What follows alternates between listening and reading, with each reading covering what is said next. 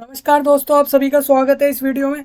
दोस्तों, इस वीडियो में मैं बात करने वाला हूँ, जैसा कि मैंने आपको बताया था, स्टाफ सिलेक्शन कमीशन ने दिल्ली पुलिस के अंदर, पूरे दिल्ली स्टेट के अंदर जो है 7,547 7,547 पोस्ट पर वैकेंसी निकाली है दिल्ली पुलिस के अंदर कांस्टेबल के लिए। तो जो भी कैंडिडेट इंटरेस्टेड हो अप्लाई कर सकते हैं।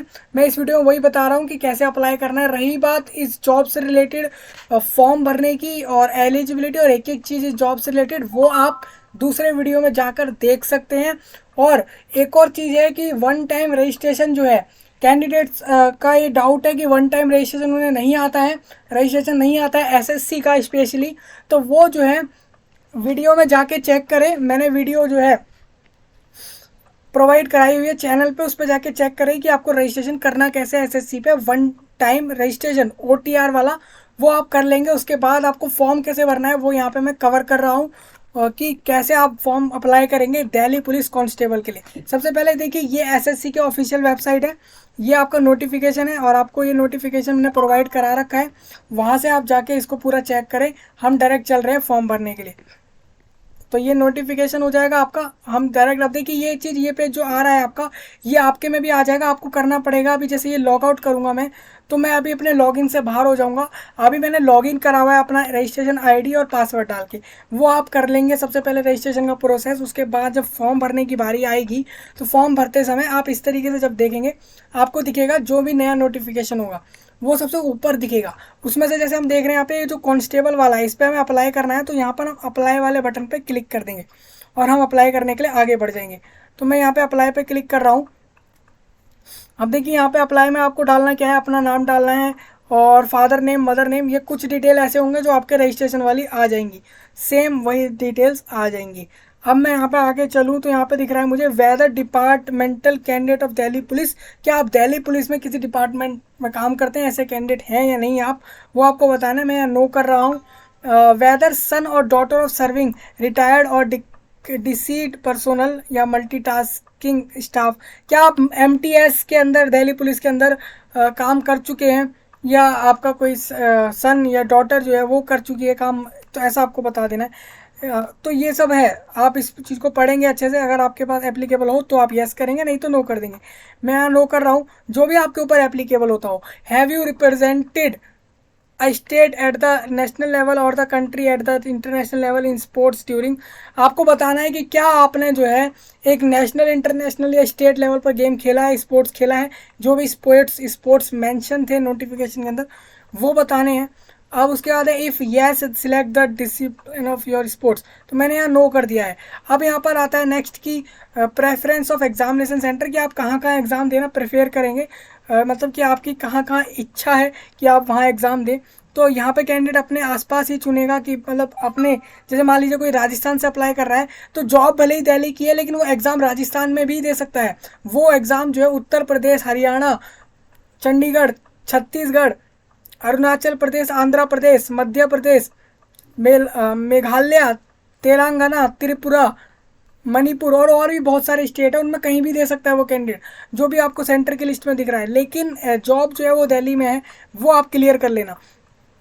जैसे मैं यहाँ पे सेंटर में दिल्ली चूज़ कर रहा हूँ, फिर सेकंड सेंटर मैंने यहाँ पे, सेकंड सेंटर में यहाँ चूज़ कर लेता हूँ अजमेर, और थर्ड सेंटर में यहाँ चूज़ कर रहा हूँ जयपुर। तो अजमेर, जयपुर हो गए राजस्थान के सेंटर, और दिल्ली का मैंने एक, दिल्ली का जो मैंने न्यू दिल्ली या दिल्ली आप कह लीजिए, वो चूज़ कर लिया है। तो ये तीन सेंटर मैंने चूज़ करे हैं। मेरे को अगर पहले स्लॉट में जगह मिली कहीं एग्ज़ाम देने के लिए, तो वो दिल्ली में मिलेगी, फिर अजमेर, फिर जयपुर। जो भी अवेलेबिलिटी होगी उसके हिसाब से मिलेगी। अब सेंटर्स के अंदर वेदर एक्स सर्विसमैन आप हैं या नहीं, वो आपको बताना है। एक्स सर्विसमैन क्या होता है वो मैंने क्लियर कर दिया था। अब मैं आगे यहाँ पे चलता हूँ, और यहाँ पे मेरे को दिख रहा है कि वेदर सीकिंग एज रिलैक्सेशन। मेरे को कोई एज रिलैक्सेशन नहीं चाहिए, क्योंकि मैं 18 से 25 के बीच में ही हूँ। लेकिन अगर आपको एज रिलैक्सेशन चाहिए होगा, तो आप यहाँ पे यस करेंगे और अपना सर्टिफिकेट अपलोड कर देंगे। इफ़ यस इंडिकेट कोड, तो मैं यहाँ पे नहीं ले रहा हूँ रिलैक्सेशन। एनसीसी का कैंडिडेट मैं नहीं हूँ, एनसीसी सर्टिफिकेट वाला कैंडिडेट मैं नहीं हूँ। टाइप ऑफ सर्टिफिकेट मेरे को नहीं देने यहाँ पे।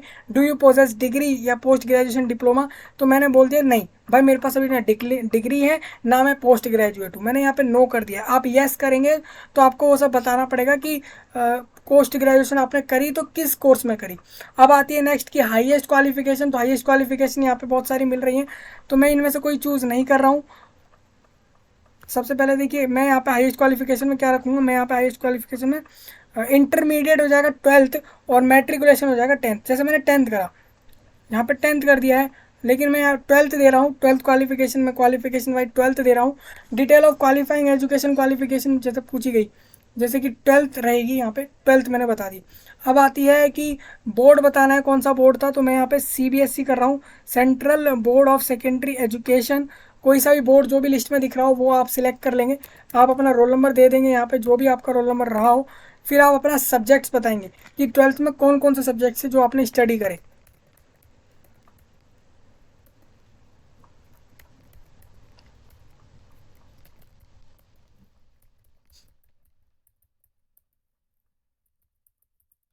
अब देखिए मैंने इस तरीके से बताया सारे सब्जेक्ट ऐसे आपको करने हैं, सारे सब्जेक्ट यहाँ पे बता देने हैं जो भी आपने अपने 12th या 10th जो भी आप अपनी क्वालिफिकेशन डाल रहे हैं उस लेवल पर आपने पढ़े, तो वो आपको यहाँ पे बताने हैं।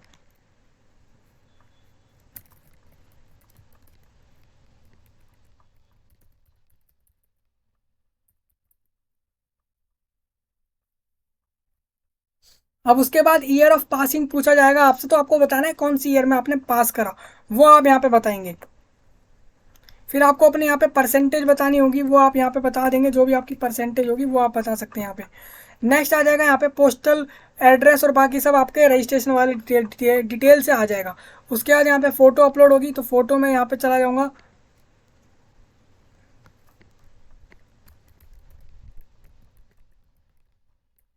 अब देखिए मैंने यहाँ पे डोनाल्ड ट्रंप की फ़ोटो अपलोड कर दी है। आप कर सकते हैं, जो भी आपकी फ़ोटो होगी वही यहाँ पर अपलोड होगी।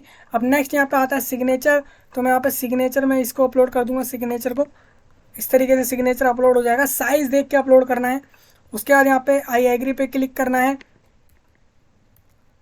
फिर ये जो भी लिखा है आपको इंग्लिश वर्ड में जो भी यहाँ लिखा हुआ है उसको सेम डाल देना है अपने कीबोर्ड से या अपने स्क्रीन से। आपके जो भी आपका टाइपिंग वर्ड्स होंगे उसके हिसाब से आपको ये सब डाल देना है। उसका आप प्रीव्यू करेंगे या तो आप रीसेट भी कर सकते हैं। मैं यहाँ पे प्रीव्यू कर देता हूँ। Please fill the form properly, यहाँ पे बोला गया प्रॉपरली फिल करें। तो मैंने यहाँ पे देखिए यहाँ पे whether the photograph has been taken, तो मैंने बताया भाई ये फोटोग्राफ जो 1 जून की है या फिर उसके बाद की है, तो मैंने यहाँ पे यस कर दिया। मैं नो करूँगा तो ये फ़ोटो अपलोड नहीं मानी जाएगी और कोई दूसरी फ़ोटो अपलोड करनी पड़ेगी। अब देखिए प्रीव्यू में मेरे पास ये सारी चीज़ें आ गई हैं, डिटेल सारी कुछ। अब मैं अभी चाहूँ तो मैं एडिट कर सकता हूँ, मॉडिफाई कर सकता हूँ फॉर्म में, नहीं तो मैं डायरेक्ट सबमिट पे जाऊँगा और ओके कर दूँगा। और एक बार सबमिट हो गया तो अब मैं देखिए अब मैं कुछ इसमें चेंज नहीं कर सकता। क्लोज कर दूंगा मैं यहाँ पे। देखिए इस तरीके से आपको लिखा आने लग जाएगा कि application form is provisionally accepted, do you want to proceed for payment. अब हम यहाँ से बढ़ेंगे पेमेंट की तरफ। फॉर्म सबमिट हो गया हमारा डिटेल्स के साथ, अब हम जा रहे हैं पेमेंट के लिए। तो आप यहाँ से क्या कर देंगे, यहाँ से येस कर देंगे।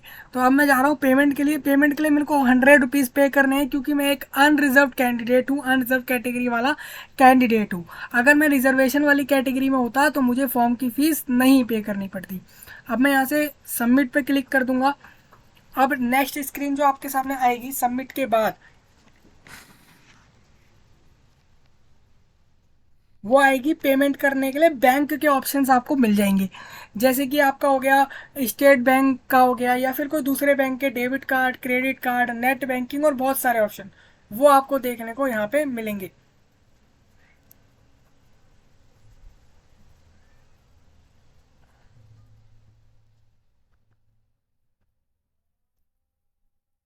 अब देखिए इस तरीके से आपके सामने स्क्रीन आ जाएगी, जिसमें आपको वेलकम टू SBI ई पे लाइट ये आपके सामने आ जाएगा। इसमें आपको क्या क्या दिखेगा, SBI के नेट बैंकिंग से पेमेंट करी जा सकती है, दूसरे बैंकों के नेट बैंकिंग से पेमेंट करी जा सकती है, या फिर आप डेबिट कार्ड, क्रेडिट कार्ड जैसी चीज़ों से या UPI से पेमेंट कर सकते हैं। मैं यहाँ पे UPI से पेमेंट करने के लिए आगे बढ़ रहा हूँ।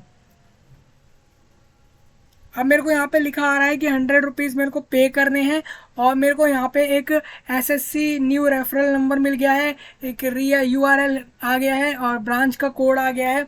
और सब कुछ आ चुका है। अब मेरे को दो ऑप्शन है यूपीआई के अंदर, मैं या तो क्यूआर कोड से कर दूं या वीपीए यूपीआई आईडी से कर दूं। तो मैं यहाँ पे क्यूआर कोड से करना चाहूँगा। अब मैं क्या करूँगा, क्यूआर कोड को सिलेक्ट करने के बाद ये, अब क्यूआर कोड होता क्या है, क्यूआर कोड ये होता है जो आपको यहाँ पर बॉक्स में दिख रहा है, ये बॉक्स जैसी शेप में, इसको आपको स्कैन करना पड़ता है अपने मोबाइल से या दूसरे डिवाइस से, और फिर उसके बाद आप उसमें अकाउंट डिटेल्स डाल के पेमेंट कर देंगे। तो इस तरीके से आपको पेमेंट करनी है, और यहाँ पे आपको समय मिलेगा, इस समय के अंदर आपको पेमेंट कर देनी होती है। तो मैं इस तरीके से पेमेंट कर दूंगा और उसके बाद मैं फॉर्म की एप्लीकेशन की प्रिंट ले लूँगा। बस इतना करना होगा और दिल्ली पुलिस के कांस्टेबल का फॉर्म फिलअप हो जाएगा। अभी मैं यहाँ पे कैंसिल कर रहा हूँ और आपको इस तरीके से पेमेंट करनी है जैसा कि मैंने आपको अभी बताया। तो ये था पूरा फॉर्म भरने का प्रोसेस आपके दिल्ली पुलिस कांस्टेबल की जॉब के लिए अप्लाई करने के लिए, जिसकी वैकेंसी जो है वो 7,547 7,547 वैकेंसी के ऊपर जो ये जॉब निकालेगी उसके लिए। अब जैसे मैं देखिए यहाँ पे अप्लाई पे क्लिक करता हूँ तो अभी मेरा लॉगिन जो है वो लॉग आउट हो चुका है क्योंकि फीस पेमेंट नहीं हुई थी। आप लॉगिन करके फिर वहाँ पे जा सकते हैं अपने लॉगिन पेज पर, और वहाँ पर जाके आप अपने एप्लीकेशन का प्रिंट ज़रूर लें। बस इतना करेंगे और फॉर्म सबमिट हो जाएगा। तो यही मेरे को आपको बताना था, और हम मिलेंगे आपसे नए वीडियो में। तब तक के लिए आप सभी का धन्यवाद।